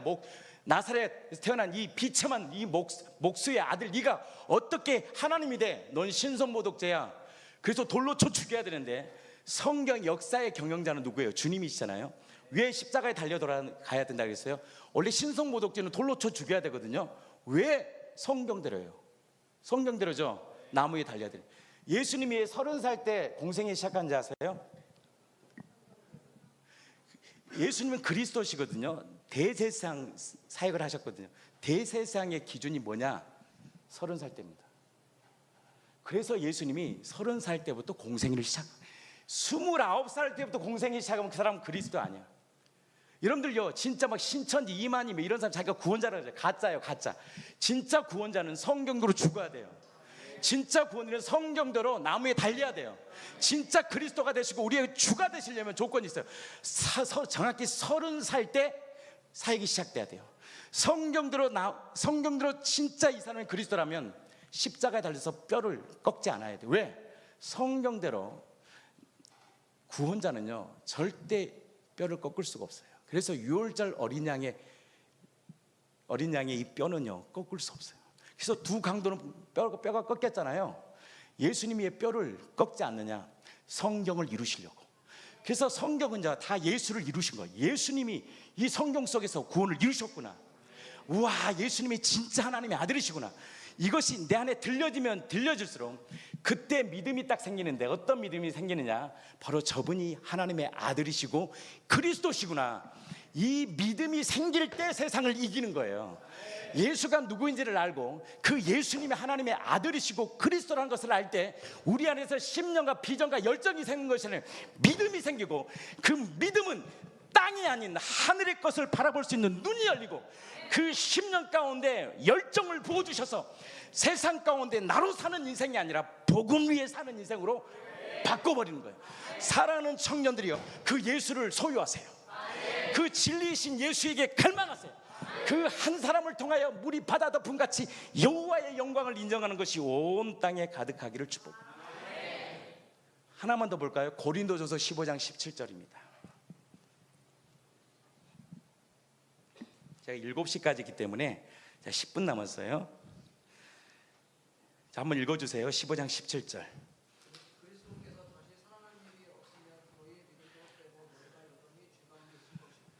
그리스도께서 다시 살아난 일이 없다면 뭐라 그래요? 너희의 믿음이 헛되고 너희가 여전히 죄 가운데 있을 것이다. 제가 이러면서 뭘 알았냐면, 이 죄가 뭔지를 알았어요. 죄. 여러분 죄 짓잖아요. 여러분들 도둑질하고 음란하고 때로는 시기 질투하고, 이게 죄입니다. 죄 열만데, 이 근원적인 죄가 뭐냐면, 왜 우리가 도둑질하고 우울하고 절망이 있고 정말 우리 인생 왜 이렇게 살까? 나부터가 왜 이럴까? 이렇게 죄송하지만 어쩔 때는 우리 인생이요 쓰레기 같아. 존재론적 우리가 죄인입니다. 그래서 여러분들 목사님 보면서 너무 실망하지 마. 우리 모두가 다 죄인이야. 죄덩어리야. 근데 왜 우리가 죄를 지을까? 근데요, 성령이 딱 오셔서 죄를 기준을 딱 준 거예요. 죄가 뭐냐면 이렇게 말합니다. 요한복음 16장 9절에 너희가 나를 믿지 아니하며. 죄가 뭔지 아세요? 믿지 않는 게 죄야. 뭘 안 믿어? 선지자와 사도들을 통하여, 그들이 순교를 통하여 끊임없이 복음을 전하고, 그 예수가 하나님의 아들이시고 그 십자가의 피를 통해 다 이루시고 새로운 피조물이라고 끊임없이 말하는데 믿지 않잖아. 너희가 믿지 않잖아. 근데 이 믿음을 주는 시작점이 뭐냐 보니까 부활이더라고요. 부활이 딱 눈에 딱 믿어지니까 내가 누군지가 딱 보여. 하나님과 나의 경계성이 딱 명해져. 그분은 창조주, 나는 피조물, 나는 하나님의 은혜 안에서 거하는 자. 이것이 정확히 되어지더라고요. 부활은요, 우리의 죄의 문제를 드러내는 완전하신 창조주가 보여주시는 표적입니다. 그 부활을 통해서 예수님이 딱 누군지를 아니까 나라는 관계성이 딱 이러는 거예요. 나는 피조물이고 나를 창조하신 저분이 나의 인생의 주인이시구나. 이것을 딱 믿음을 딱 소유하니까, 그 믿음을 소유할 때 누가 역사하느냐? 성령님이 인쳐줍니다. 바로 그거야. 내가 받아야 될, 우리가 받아야 될 그 믿음, 사도들이 받았던 믿음은 다른 게 아니에요. 죽었던 예수가 살아났다. 이 믿음이 초대교회를 불꽃처럼 살게 하는 거예요. 세 번째, 인간의 본질의 세 번째가 뭐냐? 그러면 이 보혈, 여러분들 부활을 믿는다고 구원받습니까? 그렇지 않습니다. 부활은 기독론이에요. 그러나 이 부활하신 주님이 무엇이 우리를 죄와 사망에서 완전히 자유케 했느냐? 십자가와 피로 우리를 자유케 한 거예요. 그 피를 확증해 주신 것이 뭐냐? 부활입니다. 누구의 피냐는 거예요. 여러분, 십자가가 세 개 있어요. 누가 예수님의 십자가입니까? 가운데죠. 섞어버려. 이거 이제 무덤에 다 집어넣었어. 그러면 누가 예수님의 십자가일까요? 살아나신 자만이 예수님의 십자가. 제가 그럽니다. 요한과서 소크라테스가 부활했어요. 부처가 부활했습니까? 예수님만이 죽음의 문제를 깨뜨리시고 부활하신 우리 어머니 아버지의 주인이에요. 그러면 요양원을 가보세요. 깜짝 놀라면서 그분을 모십니다. 초대교회는요, 사실을 선포해버린 거예요. 성령을 통하여 죽었던 예수가 살아났다. 그 예수가 바로 너를 창조하시고 복이 주었다고 말씀하시고, 아담에게 찾아가셔서 의의 옷을 가죽 옷을 입혀주시고, 내가 반드시 이 마귀를 멸할 거야, 사단을 멸해버릴 거야, 그리고 너에게 생명 주실 거야 말씀하신 그 말씀이 누구시냐? 예수님이시죠. 그 예수님이 여러분들 안에 계십니다. 왜 피가 능력이냐? 왜 보혈이 능력이냐? 그 보혈이 부활하심을 통하여 바로 보배로우신 성자 하나님의 창조주의 피기 때문에 능력이 있는 거예요. 그래서 십자가의 죽으심과 부활은 뗄래야 뗄 수가 없어요. 그래서 이 십자가의 죽으심과 부활은 바로 이 기독교의 핵심 사상이에요. 평생을 전해도요, 평생을 전해도 저는 다른 거 안 전합니다. 이 복음만이 전해지는 거예요. 그러나 성경 속에 계시하신 그리스도다, 여리고성을 그 계시도 예수를 예표한 것이다, 끊임없이 예수를 얘기할 때 그들의 심령 안에 뭐가 들어있느냐? 신념이 아니라 믿음이 들어가더라고요. 마지막입니다. 그러면 여러분, 천국 어떻게 갈까요? 자, 한번 천국 어떻게 가요? 천국 이거만 하고 마치겠습니다. 천국 가고 싶잖아요. 여러분들 천국 어디 가요? 청년들 천국 어떻게 갈까요? 천국 이건 팁인데요, 천국문에 딱 쓰면요, 천국 앞에서 딱 두 가지밖에 안 물어봅니다. 너 목사냐 장로냐 안 물어봐요. 뭐 물어보는지 아세요? 천국문에 딱 들어가면 누가 너의 주인이냐 물어봐요. 영적 전쟁은요, 주인 싸움이에요. 누가 너의 주인이냐. 그래서 가이사랴 팜 신전에서 예수님이요, 제자들에게 물어봅니다. 가이사랴 빌립보에서 팜 신전에서 너희 사람들은 나를 누구로 하느냐. 그때요, 이 베드로가 놀라운 고백을 합니다. 주님은 그리스도시며 살아계신 하나님의 아들이십니다. 그것을 뭘로 이루어버리냐? 부활하심으로 딱 이루시고, 그리스도시요, 구원자잖아요. 십자가와 피로 딱 이루시면서 그분이 진짜 절대적인 진리, 우리의 주인이심을 알게 돼요. 근데 왜 이 믿음이 주이냐? 이 믿음 위에 교회가 세워지고, 그 믿음은 절대 어둠이 죽음의 권세가 이길 수 없어요. 교회가요, 회복돼야 될 본질이 뭐냐? 복음입니다. 복음이 선포되면 성령께서 그 교회를 이끌어버립니다. 그리고 굴복시켜버립니다. 그리고 회개케 합니다. 어떤 회개? 내가 주인이에요. 제가 그래요, 장로 10분이 다 내가 주인인데 교회가 박살이 안 나겠습니까? 권사 10분이 다 내가 주인인데 교회가 박살내지 않겠어요? 교회의 주인은 예수님이십니다. 진짜 교회 굴복된 사람 자기 말 안 해요. 뭐 기도 많이 한다고 자기 거 보이가 안 해요. 절대 종된 마음으로 섬기고 사랑합니다. 왜 교회가 힘드냐? 철저히 지가 주인이야. 네가 주인이야. 성령께서 책망하는 거예요. 네가 주인이니까 믿지 않으니까 분노하고, 믿지 않으니까 낙심하고, 믿지 않으니까 정죄하고, 믿지 않은 거야. 그 믿지 않는 죄를 회개할 때 성령께서 이루신 이 복음이 내 안에 들려지는 거예요. 야, 너가 믿지 못했잖아요. 그래서 내가 온 거야. 이게 복음이에요. 복음 뭐예요? 나 죄인입니다. 나 왜 분노인지 압니다. 내가 하나님이 나를 위해 죽으시고 다시 사셔서 나를 주인으로 나의 구원자로 나에게 은혜를 주셨는데 내가 믿지 못합니다. 그걸 애통하며 나아갈 때요, 들려오는 진리가 뭔지 아십니까? 다 이루었어. 니는 안 돼. 그래서 내가 온 거야. 그래서 성경대로 내가 너를 위해 죽은 거야. 그리고 부활한 거야. 넌 내 거야. 그 음성이 들려질 때 사는 거예요. 복음이 내 안에 들려지는 거예요. 복음은 내가 들리는 게 아니에요. 성령을 통해 내 안에 굴복이 일어날 때 고백하는 것입니다. 나는 주님의 것입니다. 하나님은 그 한 사람을 지금 청년들을 찾으십니다. 그 한 사람을 통해서 하나님은 하나님의 위대한 구원을 이루어갈 것입니다. 그게 뭐라고요? 구원의 길을 전하는 거죠. 자, 마지막 천국 가는 방법. 너의 주인이 누구냐? 그때 뭐라 그래야 돼요? 예수님이죠. 예수님만 길이요 진리니까. 그럼 그럽니다. 어떻게 예수님이 너의 구원자냐? 그럼 뭐라고 얘기해야 돼요? 예수님이 성경대로 나를 위하여 죽으셨잖아요. 성경대로 다시 사셨잖아요.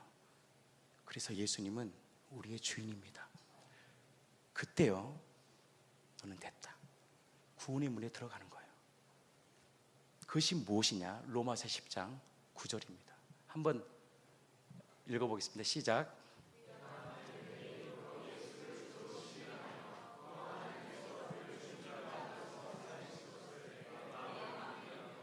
그래서 여러분들 왜 우리가 비통하고 절망하고 악하고 음란하냐? 내가 주인이어서 그래요. 성령이 이것을 책망해버린 거예요. 너 그 죄 믿지 않잖아. 성경대로 내가 죽었고 목사님 올 때는 그렇게 외치는 피의 복음과 십자가의 복음과 그 부활의 복음과 주인됨을 그렇게 선포해. 너는 믿지 않잖아. 여전히 네가 주인이잖아. 이스라엘 민족의 악이 두 가지입니다.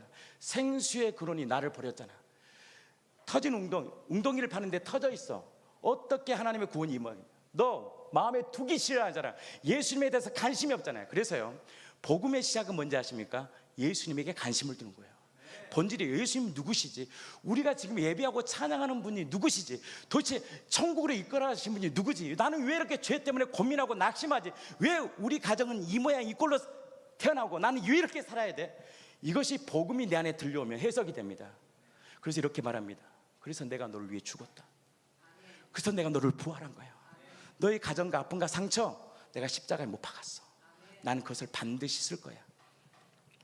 나는 이 은혜가 여러분들의 삶 가운데 있기를 축복합니다. 제가 시간이 지났는데 영상 하나를 보여드릴게요. 저희 교회 한 달 반 전에 정말 우리 사랑하는 우리 지체가요, 뇌출혈을 쓰러졌어요. 그 의사 선생님이 뇌출혈의 70%가 되면 죽는데요. 사망을 선고하더라고요. 근데 하나님이요, 기적적으로 살아났어요. 죽었다가 살아났다는 게 기적이 아니고요, 저는 깜짝 놀란 게 뭐냐면 진리가 그 입에서 나왔다는 게 중요해요. 여러분 인생의 가장 큰 게 뭐냐? 내가 뭐 잘됐다, 잘 나간다, 뭐 이게 중요한 게 아니에요. 여러분들 입에서 진리가 선포되는 것이 그렇게 중요한 거예요. 근데 어떻게 살아났냐 그러니까요, 두 가지가 딱 그 마음속에 그 혼수 상태에서 들려지더래요. 목사님이 10년 동안 전했던 그 진리의 복음, 그 복음을 자기가 꽉 붙잡았대. 예수님이 우리의 주인이다. 성경대로 부활하신 예수님이 창조주다. 그것이 자기의 마음을 꽉 계속 붙들고, 또 한 가지, 성도들의 눈물의 중보의 기도, 이 두 가지가 자기를 딱 붙잡았어요. 그리고 3주를요 중환자실에 있다가 병상에 딱 올라왔어요. 그 딱 올라와서 했던 말이요 놀랍습니다. 여러분들 그렇게 되면 어떻게 말하는지, 보통 교회들 성도들요, 내가 어떻게 했는데, 어떻게 기도하고 헌금했는데 내 자식이 이래야 됩니까? 내가 이래야 됩니까? 그분은요 정확히 주님을 모릅니다. 진짜 주님의 주권에 굴복된 사람은요 그렇지 않습니다. 하나님은 가장 좋은 곳으로 주시는 분이다. 그래서 이 진리가 선포되는데요, 진리가 놀랍더라고요. 한번 이 영상 보고 제가 마치려고 합니다. 한번 들어보세요. 고난이 더할수록 주 은혜 크도다.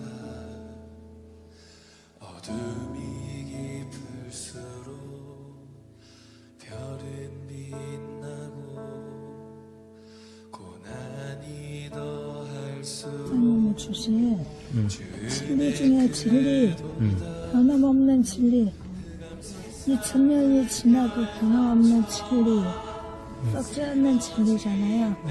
그 진리가 사과처럼 눈에 보이고 손에 잡히는 것이라면 저는 그 진리를 절대 놓치지 않고 꽉 붙잡고 싶어요. 진리 주셔서 감사합니다. 보이지 않는 하나님을 어떻게 사랑해요, 우리 인간이. 내가 가족, 내 자식도 사랑하지 못하는 인간의 추악함으로 어떻게 보이지 않는 하나님을 사랑한다는 말이 저는 되게 어려웠어요. 그래서 목사님께 보이지 않는 하나님을 어떻게 사랑해요? 그렇지 않는데 목사님이 가르쳐 주신 대로 하나님께 엎드리고 살아계신 하나님을 경험을 하니까, 그러니까 그 주님을 정말 사랑하게 되더라고요. 그래서 저희 예수님이 너무 좋아요. 경험을 할 때 사랑하는 마음이 생기더라고요. 그래서 예수님이 이런 분이구나 알게 되면 될수록 그 주님을 빨리 만나고 싶고 기쁘게 만나고 싶어요. 진짜 이 지금에서 분명히 하나님은 저에게 진짜 생명을 주실 거라는 생각이 들어요. 그래서 주님에서 나를 던지시고 깊은 연구의 바다로 던지시는 하나님 있잖아요. 무슨 일어는지 나중에 아시게 되면 저 알려주세요. 하나님의 그런 마음을 따라서 우리가 깊은 수렁에서 던져주시는 분이시잖아요. 우리가 고난을 선택해서 우리는 제가 선택할 수 있는 고난도 아닌데 그 고난을 그냥 거둬주셔서 감사해요. 거저 주셔서 그래서 정은 집사님 고난이 어떻게 이해가 되셨어요? 이 고난 끝에는 반드시 예수님의 진짜 생명이 저를 기다리고 있다는 생각이 들어요. 그걸 주시기 위해서 이 시간 저에게 선택할 수도 없는 고난을 하나님의 주신 시간이라고 생각이 들어요. 우리가 고난을 선택할 수 있는 용기도 없잖아요. 근데 고난을 가져주시고 그 끝에 부의 생명을 주시기 위해서 그 고난을 주셨구나라는 생각이 들어서 그래서 저는 다른 거 말고 오직 예수의 이름으로 살고 싶어요. 지금까지 우리가 눈에 보이지 않는 하나님을 받은 그 살아계신 예수의 이름, 부활 생명 예수의 이름을 마음껏 자랑할 거야. 계속 주님이 알려주시는 것 같아요. 어떻게 자랑하라. 안 그러면 암흑의 시간 동안 막연한 바람으로 누군지도 모르는 하나님 저 살려주세요 이렇게 기도했을 거 막연하잖아요. 그런데 우리에게는 구체적으로 이 땅에 사람으로 오신 예수의 이름, 부활하셔서 지금도 살아계신 우리 임마누엘 하시는 그 예수의 이름, 살아계시는 이름을 주셔서 우리가 이 암흑의 시간 또 막연한 하나님이 아니라 구체적인 그 살아계신 주님의 이름을 부르고 찾을 수 있어. 붙잡을 수 있어. 그게 감사하죠. 그 복음이요. 고난을 달라고 할 수 있는 용기와 믿음도 없거든요. 근데 하나님의 고난을 거쳐주셔서 이 고난 끝에 하나님의 진짜 생명을 반드시 누릴 거거든요. 그치? 그래서 이렇게 아프고 힘들어 보니까 아픈 사람들에게 복음을 말할 수 있게 되었더라고요. 당당하게. 그래서 나는 예수의 이름으로 어려운 가운데 있는 사람들에게 예수의 이름을 던져주고 예수의 이름을 마음껏 자랑하고 싶어요. 마음껏 예수의 이름을 자랑하고 높일 거예요.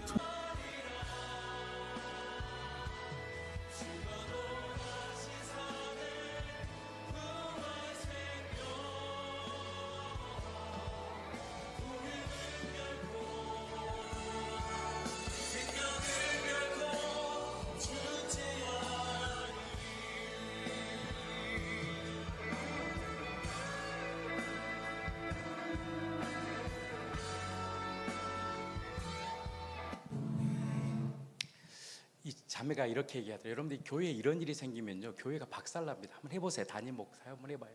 교회 박살납니다. 이 자매가 이렇게 말을 하더라고요. 제가 만약에 원망하고 불평하고 그러면 교회가 다 핏값을 해서 교회가 무너지잖아요. 그가 부활하신 주님을 딱 만나니까 진리를 딱 받는 거예요. 예수님이 나의 주인이시다. 그 예수님이 정말 우리의 인생을 이끄신다라는 딱 실제가 되니까요. 절망 가운데 자기의 원망함을 얘기하는 것이 아니라 변함없는 진리, 2000년이 지나도 변하지 않는 진리, 썩지 않는 진리, 바로 그의 이름 예수 그리스도를 증거하는 거예요. 근데 이 주님이 뭘 주시냐, 이 자매에게 평강을 부어주신대요. 그리고 어떻게 예수님을 증거할까 고민하고 있더라고요. 사랑하는 성도 여러분, 고난을 이길 수 있는 믿음은요, 다른 거 아닙니다. 죽은 자 가운데 예수님이 부활하셨고 그 부활하신 예수님이 우리의 주인이시다 라는 이 고백이 내 심령에 들려진 사람은 진짜 복 있는 인생입니다. 청년들이요, 그 예수님을 꽉 붙잡을 때 그 예수님을 통하여 여러분들이 인생에 구원의 길을 전할 수 있는 절대 진리를 전하는 저와 여러분들의 삶이 되기를 예수 그리스도 이름으로 진심으로 축복합니다. 자매의 고백 중에 이 말씀이 있어요. 변하지 않는 진리, 평생 자랑하고 싶은 예수의 이름. 2000년 전에도 역사하신 성령 역사가 오늘 가운데 동일하게 고백되는 것이요. 바로 이것이 물과 성령으로 거듭난 고백이에요. 바로 이 고백은 어떤 자만이 가능하느냐? 죽음의 권세를 깨뜨리시고 다시 사신 예수가 누구인지를 아는 그 예수를 소유하는 자에게 주시는 축복입니다. 가지고 있는 게 엄청 이쁘잖아요. 자매가 아무것도 없어요. 근데 그 생명에서, 그 입에서 예수가 나오니까 많은 영혼들이 그를 찾아가는 거 병원. 불쌍해서 간 게 아니에요. 그의 생명 안에 있는 예수를 보고 싶어서 가는 거예요. 우리의 가치는 무슨 스펙이라 생각합니다. 뭐 내가 잘 되면, 내가 이렇게 성공하면, 물론 그것도 하나님의 축복입니다. 그러나 그렇지 않습니다. 고난 가운데도, 절망 가운데도 내가 아버지 하나님을 잘 만났습니다, 이렇게 안 살 거지. 그 거짓말입니다. 그런 거 아니에요. 내가 부모 못 만나서, 내가 너 만나서, 이런 거 아니에요. 진짜 우리 인생의 절망과 저주가 무엇이냐? 참 주인을 몰라서 그렇습니다. 그 주인을 만날 때 여러분들의 아픔과 상처가 뭐가 되느냐? 별이 될 것이고, 그의 인생을 통하여 살든지 죽든지 그리스도가 존귀케 될 것입니다. 나는 그 평생 우리의 진리이신 예수만을 증거하는 구원의 길을 전하는 저와 여러분들의 삶이 되기를 축복합니다. 저는 여러분들과 한 시간 동안 뭘 전했냐? 이 구원의 길을 증거한 겁니다. 이 구원의 길을 또 전하는 또 한 사람이 이 가운데 나오기를 축복합니다. 그래서 물이 바다 덮음 같이 여호와의 영광을 인정하는 것이 온 땅에 가득하는 부활의 증인으로 살아가는 저와 여러분들의 삶이 되기를 예수 그리스도 이름으로 진심으로 축복합니다. 우리 찬양 한번 하겠습니다.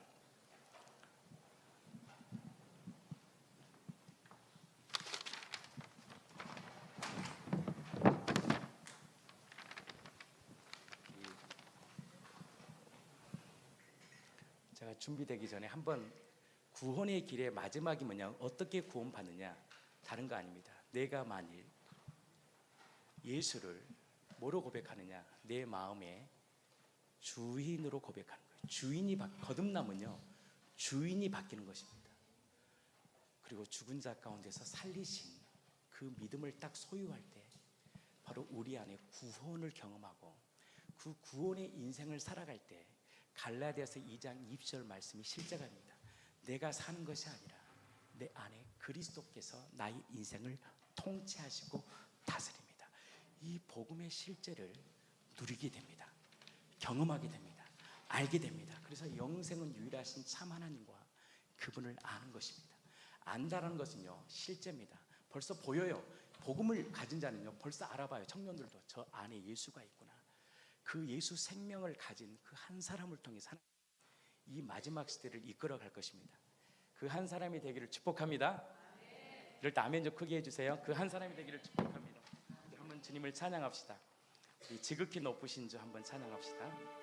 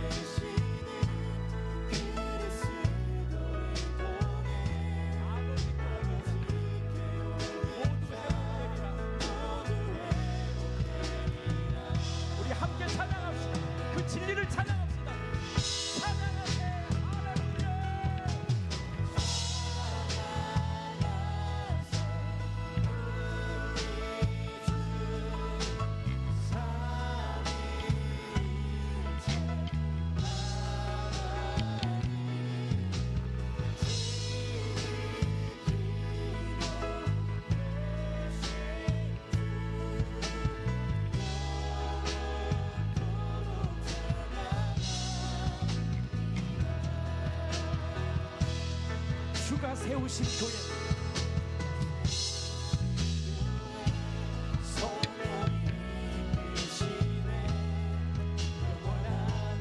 이 진리 절대 무너지지 않아요. 이 진리로 충만하셨습니다. 그 피의 능력을 찬양합니다.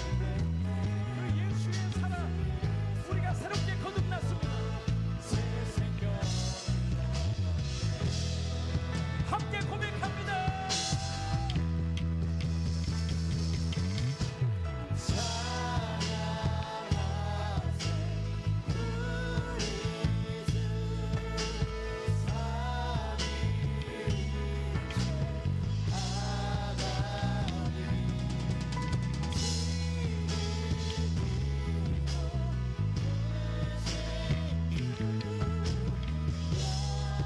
우리 3, 4절 다시 한번. 청년들이여 교회를 세우세요. 핏값으로 세운 교회를 사랑하세요. 함께 고백합니다.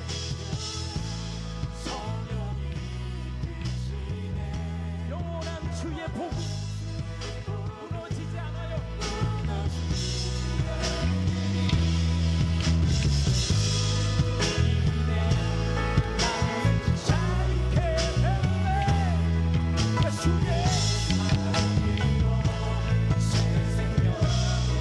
진리로 자유케 될지어다. 함께 고백합니다.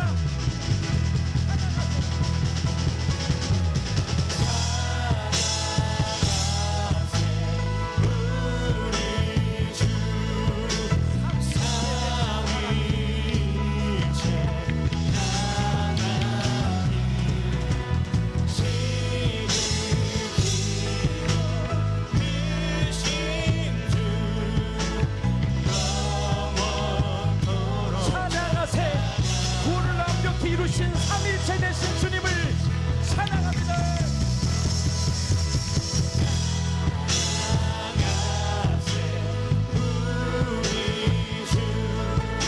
삼위일체 되신 하나님,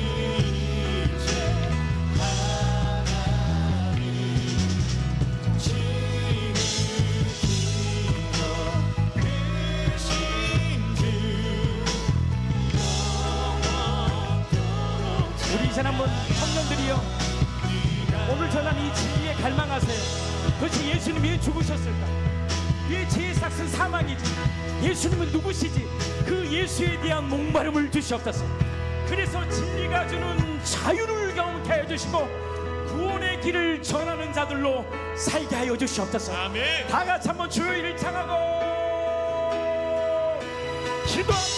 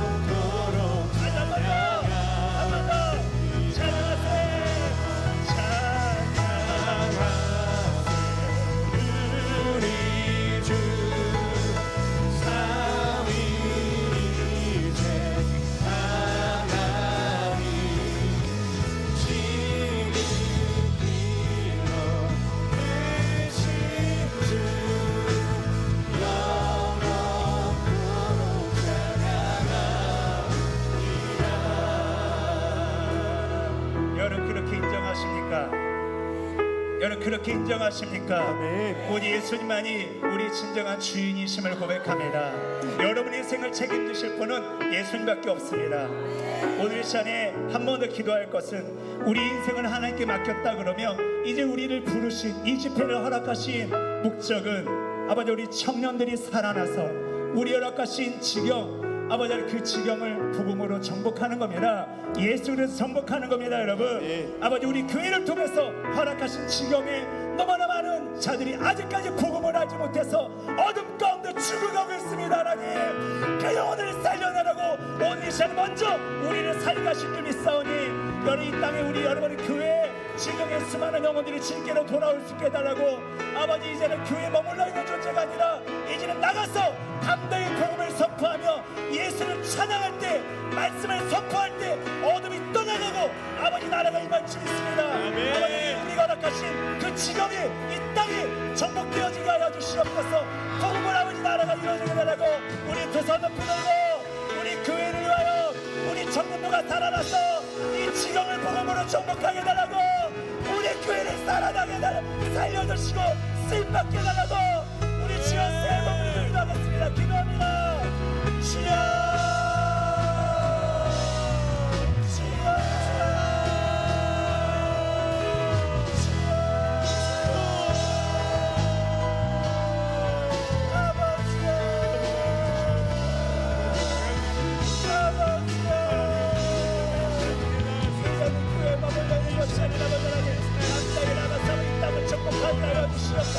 이 땅의 직업을 먹어봐 시켜주시옵소서. 지구만의 영혼을 살려내주시고 그 안에 우러나오니 우리 청년들이 살아나게 하여 주시고 우리 청년부가 살아나게 하여 주시고 아무리 원하는 직업을 먹어봐 하여 주시옵소서. 오 바라바라바라바라바라바라바라바라 오 바라바라바라바라바라바라바라바라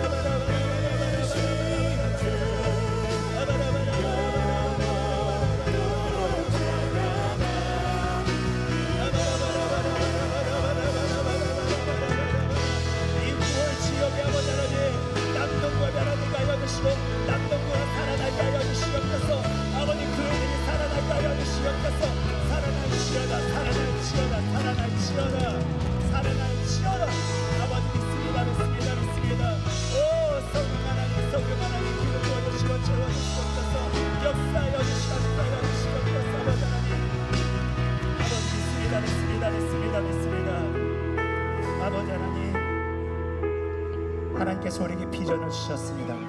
그 비전을 이뤄가기를 원합니다. 아무도 예배하지 않는 그곳에 이제는 주를 예배하기를 원합니다. 아무도 찬양하지 않는 그곳에 주를 찬양하는 자들, 우리 교회를 통해서 하나님을 알지 못했던 그들이 하나님을 알아가기를 원합니다. 여러 청년부들이 이제는 살아나서 예수로 살아나서 정말로 진짜로 여러분이 맡겨주신 그 지경을 복음으로 정복해 봅시다.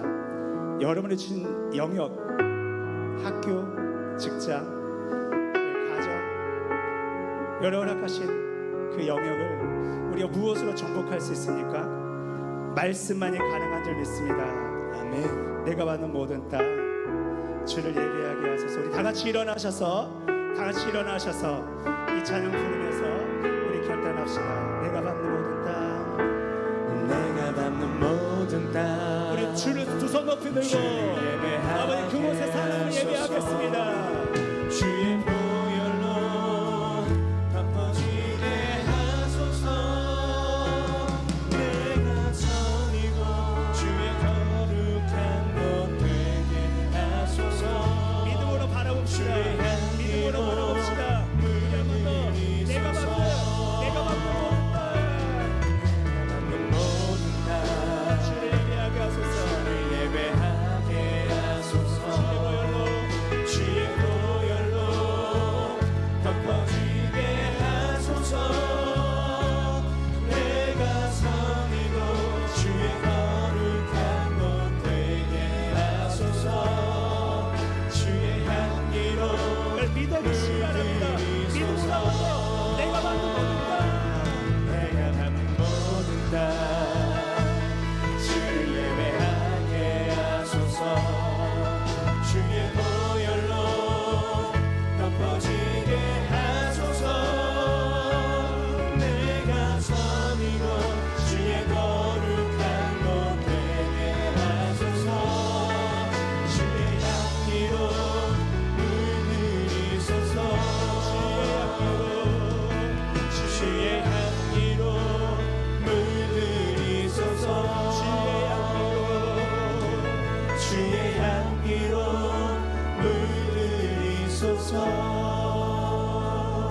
이제 마지막으로 기도하고 마치려고 합니다.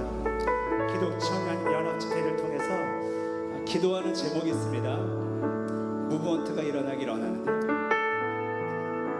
사단 마귀는 어떤 전략을 쓰냐면 여러분으로 하여금, 이 땅의 젊은이들로 하여금 교회 안에 가둬버려요. 지금은 어떻게 보면 교회가 여리고성이 된 것처럼 그 앞 밖으로 나가지 못하게 하는 거예요. 50평이든 100평이든 200평이든 그 안에서만 지내라고 하는 거예요. 너희들의 땅은 그거야. 고기만 너희들의 땅이야. 근데 그렇지 않아요. 하나님이 여러분의 교회를 그 지경에 보내신 것은, 여러분이 만약에 9월동이라면 9월동 전체가 여러분에게 주신 지경인 줄 믿습니다. 여러분은 그 지경이 여러분에게 주신 비전이에요. 그 땅을 여러분의 비전으로 삼으시길 축원합니다. 우리 청년들이 뭘 할까? 우리 청년들께 뭐 쎄쎄쎄 할까 끝나는 게 아니라 이 9월 땅, 이 9월동을 어떻게 우리가 하나님의 나라가 임하게 할 수 있을까? 여러분, 이번 달부터라도 청년들이 한두 명이라도 10명이라도 모여서 거리로 나가시기 바랍니다. 거리의 사거리에서 하나님을 찬양하기 시작하세요. 거리의 찬양 예배를 시작하시기 바랍니다. 찬양에 울려 퍼지는 그곳에 아버지의 나라가 임할 줄 믿습니다. 사단 마귀가 장악한, 사단 마귀가 놀이터로 삼고 있는 그 지경에 찬양할 때, 기도할 때, 말씀이 선포될 때 어둠이 탁 올라가면서 아버지 나라가 통치하게 되실 줄 믿습니다. 그것이 그 가나안 땅을 정복하는 거예요. 각 동네마다 허락하신 여러분의 교회가 아버지 하나님 이렇게 복음을 선포하고 찬양할 때, 기도할 때, 말씀을 선포할 때 이 9월 지방 전체가, 이 남동 지방 전체가 아버지 나라가 될 줄 믿습니다. 아버지 이 집회, 이 기독전의 집회를 통하여 이 놀라운 지경이 복음화되는 게 되라고 우리 두 손 높이 들고 우리 마지막으로 이 3분간만 뜨겁게 이 땅을 허락하여 주시옵소서. 이 땅을 변화시켜 주시옵소서. 이 땅이 살아나게 하여 주시옵소서. 우리 지어 세 번 기도하겠습니다. 기도합니다. 주여,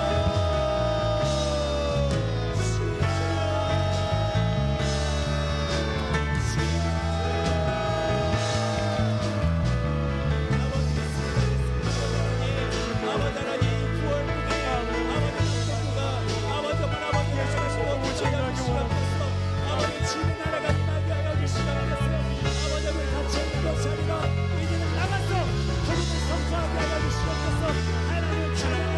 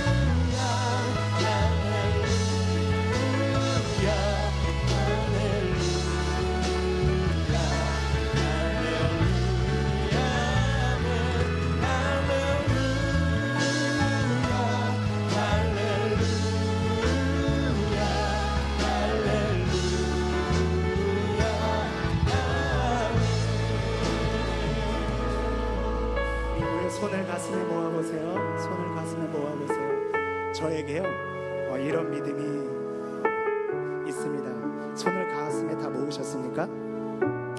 우리 가슴에 지금 말씀이 들어가셨나요?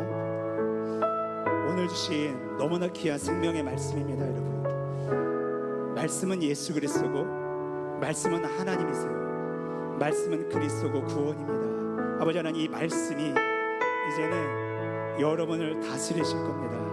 하나님, 내가 노력해서가 아니라 내게 주신 이 말씀을 여러분 믿으셔야 돼요.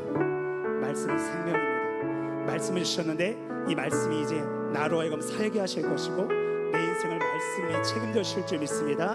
주신 이 말씀이 성령 하나님께서 아버지 하나님 역사하실 수 있도록 나를 다스려 달라고 1분간만 우리 말씀을 의탁하면서 말씀 믿고 여러분의 인생을, 여러분의 미래를, 여러분의 비전을 우리 의탁하면서 우리 말씀 부여잡고 한번 기도하겠습니다. 기도합니다. 아버지 간절히 기도합니다. 아버지 시간에 이렇게 우리 말씀을 주셨습니다. 하나님, 말씀이 일하실 줄 믿습니다. 저 말씀이 우리를 살게 하실 줄 믿습니다. 하나님, 나는 연약하지만, 나는 부족하지만 아버지 말씀이 일하실 줄 믿습니다. 말씀이 내 영혼 살게 하시고 말씀이 나로 하여금 아버지 그 일을 감당케 하실 줄 믿습니다. 말씀이 역사하실 줄 믿습니다. 하나님, 나는 부족하지만 연약하지만 말씀이 우리 청년들에게 주셨고 우리 성도들에게 주셨사오니 말씀으로 역사하여 주시옵소서. 말씀으로 역사하여 주시옵소서. 말씀으로 이루어 주시옵소서. 말씀으로 아버지 하나님, 아버지 하나님 우리 심령을 주관하여 주시옵소서. 우리 심령을 주관하여 주시옵소서. 우리 심령을 주관하여 주시옵소서. 말씀으로 역사하시는 하나님, 아버지 하나님 믿습니다. 우리는 비록 아버지 하나님 이게 주제를 마치려고 하나 하나님 말씀은 영원한 줄 믿습니다. 말씀은 영원합니다. 말씀이 다스려 주시고 말씀이 통치하여 주시고 말씀으로 이루어 주시옵소서. 오 주님, 오 주님, 홀로 영광 받으시옵소서. 말씀을 주신 하나님께서 말씀을 이루실 줄 믿습니다. 아버지 감사합니다. 아버지 귀한 말씀 주셨고 아버지 하나님 기도 드렸습니다. 말씀에 의지하여 기도했고 우리에게 주신 비전을 붙잡고 기도했습니다. 하나님, 말씀이 일하실 줄 믿습니다. 말씀으로 역사하시고 우리 삶 가운데 그 말씀이 이루어지는, 말씀이 되어지는 은혜가 우리 모든 교회마다, 청년부마다, 우리 성도들마다 이루어지게 하여 주시옵소서. 감사 영광을 올려드리며 우리 주 예수 그리스도의 이름으로 기도드리옵나이다. 아멘. 우리 큰 박수로 함께 영광 올려드리겠습니다. 할렐루야. 우리 옆에 분에게 인사합시다. 말씀이 당신을 일하게 하십니다. 믿습니까? 아멘. 앉으셔도 되고요.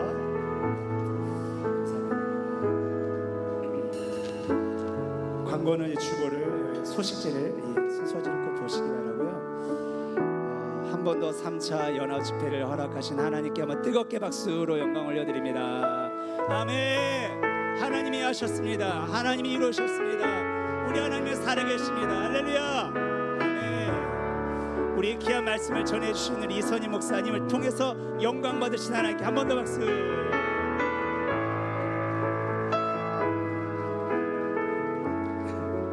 우리 3차 집회를 장소를 허락해 주신 낙원교회 성도들 그리고 담임 목사님 이상수 목사님께 진심으로 감사를 드립니다. 이번 집회를 위해서 기도 많이 해주신 또 교회들과 기관들이 감사드리고요. 5차 집회가 제9회 기독 청년의 집회로 드려집니다. 저 루베에 가면 콰이어 모집 신청서가 있어요. 거기다가 이름만 적으시면 놀랍죠?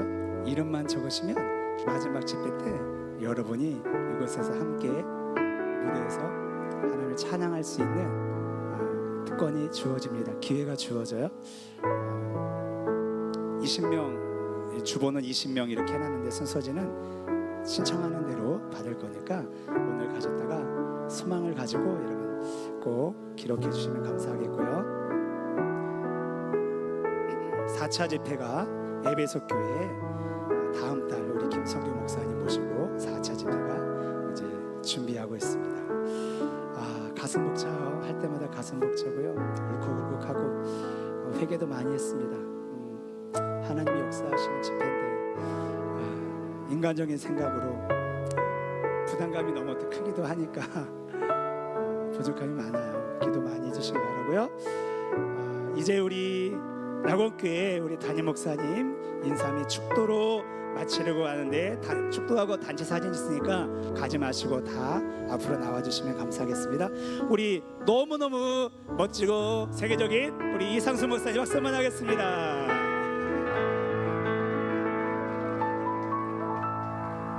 축도하겠습니다. 이제는 이 자리를 통해 크신 영광 받으시고 이 모든 집회를 주관하시고 예비하신 성부 하나님의 크신 사랑과 우리에게 실제가 되셔서 우리 가슴 가운데 우리 마음 가운데 거하시고 우리를 구원으로 인도하신 예수 그리스도의 구속의 은총과 또 하나님 마음껏 찬양하고 예수 그리스도 증거하고 복음 안에 살 수 있도록 우리에게 은혜를 허락하시고 또 이 모든 인천 기독 연합 청년 집회를 인도하시고 끌어가시는 성령 하나님의 감동 충만하심이 오늘 은혜 받은 말씀에 결단하고 또 하나님 각자의 자리에 흩어져서 귀한 교회에서 하나님의 말씀을 잘 삶으로 실제화하는 또 그렇게 하기로 결단하기로 돌아가는 모든 주의 백성들의 머리 위에 이 은혜와 사랑이 영원토록 함께 계실지어다. 아멘.